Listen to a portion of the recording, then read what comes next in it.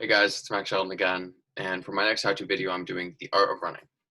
So for this video, I'm really going to be addressing um, the importance of running and how it can really help you. So my target audiences are people who like to run, people who run for a sport and they're just trying to get faster, stronger, get better workouts done, and those who are working out and just trying to burn more calories and just overall become healthier. So I hope these can really help you, and I know they definitely helped me.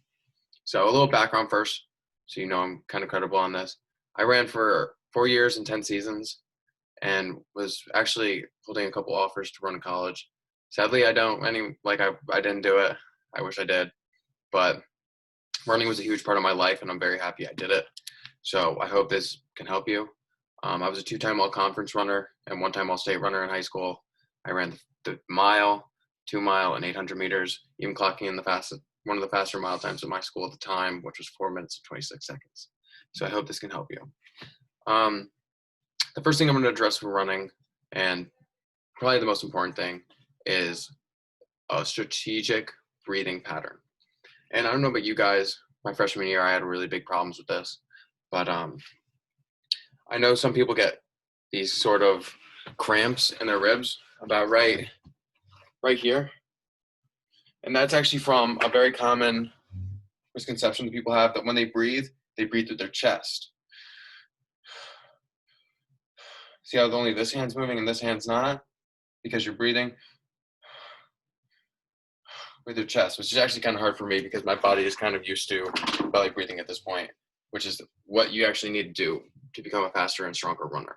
So belly breathing basically just means, instead of using your chest where the hand on my chest would move, you breathe like this.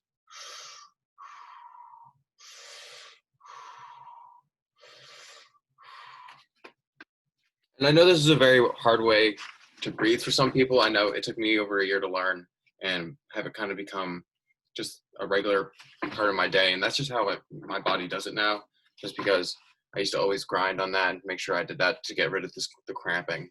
But that's really important because that can help you keep a better rhythm, and it'll stop your body from cramping up and tensing out on itself, which usually makes people want to stop running or stop competing, and in some cases even stop working out in general because of the pain that you get from these cramps. For the next part of my video, I'm going to be addressing the importance of body alignment. So as a runner, I used to always run and I'd be very loose, super loose. And my arms would kind of just be crossing side to side. And my head would just bob with whatever I was doing. And that's obviously not what you want to do, because I would always get tensed up in my neck. I get really tense here. And I kind of not cramp out, but I get some pain in my neck from my neck just bouncing, my head just bouncing all runs. So what I did actually do this is I learned that in order to get a really, really strong run in and a really good pace in, you need to get a really steady head. So even when you're bouncing, you want your head to stay flat and sane. That's basically, I know your equilibrium of your body is towards your torso, but this needs to be the most important part because you need to keep this steady. It is so important to balance and stability during your run. The next thing you want to do was, my body would be moving like this.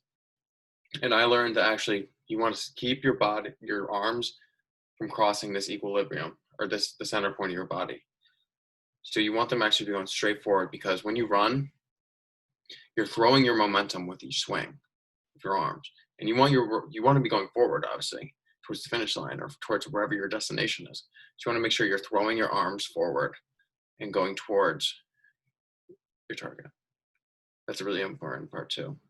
Not crossing, because that's going to tense up all your shoulders here and going down towards your pectoral muscles.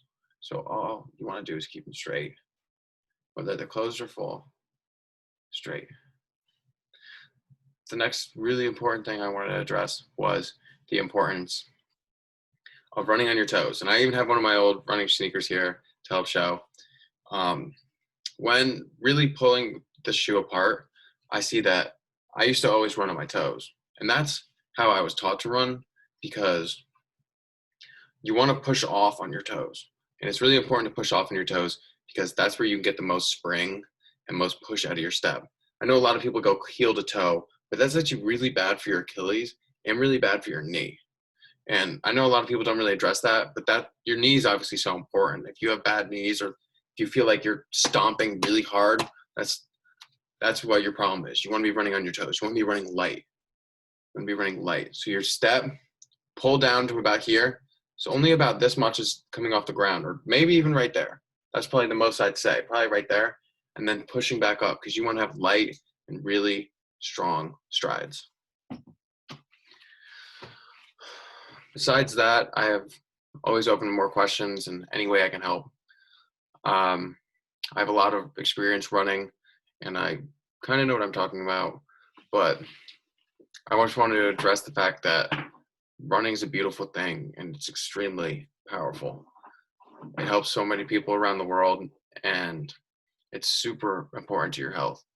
Running could literally be the answer to you losing those extra pounds or getting up that extra pound and becoming a stronger and better person. Thank you.